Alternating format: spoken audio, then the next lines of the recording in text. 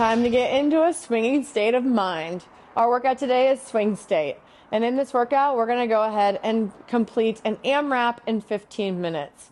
And in this AMRAP, we're going to get as many rounds as we can of 15 bar muscle ups and 36 Russian kettlebell swings.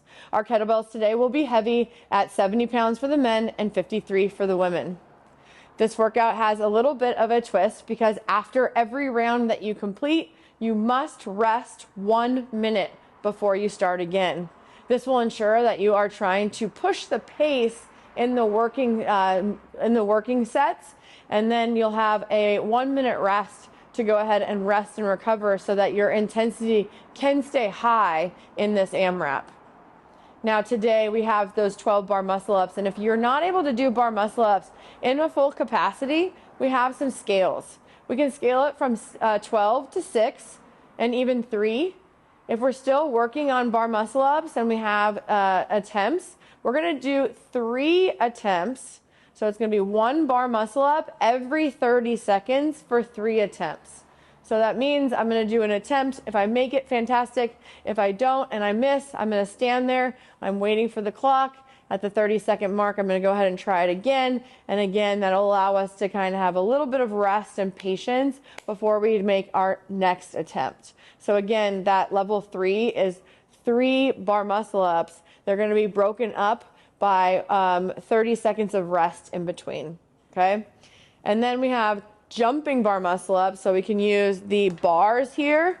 All right. We can also use a box on the pull-up bars, and we can do those jumping bar muscle ups. As you can see, that was very easy for me at this height, so we're going to build it up. I want it to be challenging. I want you to pass through the dip and really have to get into that good position. All right, that's if you're using the Matador horns. If we're using the bar here, I do want you to have to really focus on that leg drive, getting those hips up and going around the bar on the jumping bar muscle up. So I want you to challenge yourself on what you do for the jumping bar muscle up. It shouldn't be 12 fast jumps. It should be maybe 1 or 2, and then you having to rest so that you can make the remainder of those reps. Now, if that doesn't work, we have strict bar dips. So that means that if you're jumping up, we're going to go ahead and get ourselves all the way down and all the way up, making sure that you put your hands underneath your shoulders. I faced out just so you could see it in the video, but preferably you'd be facing inward and making sure that your hands are directly underneath your shoulder so that your shoulder is safe and secure. We can also do 12 banded strict dips.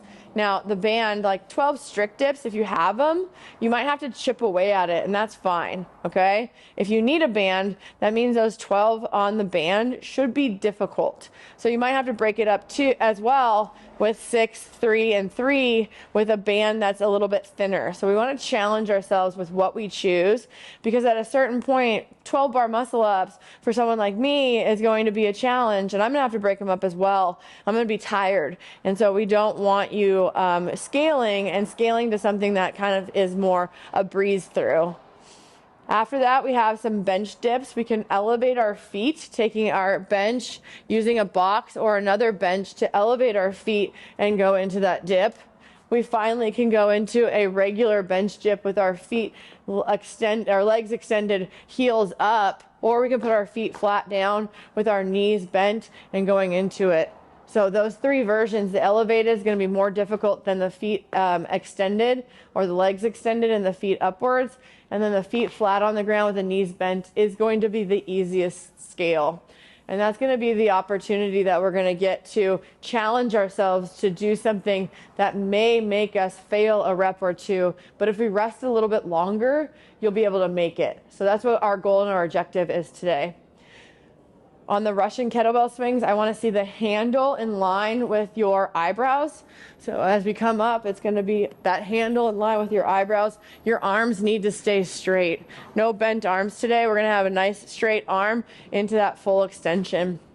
And again, it's 36. Once you finish your 36th rep on that kettlebell swing, you need to look at the clock so that you can rest that full minute in between.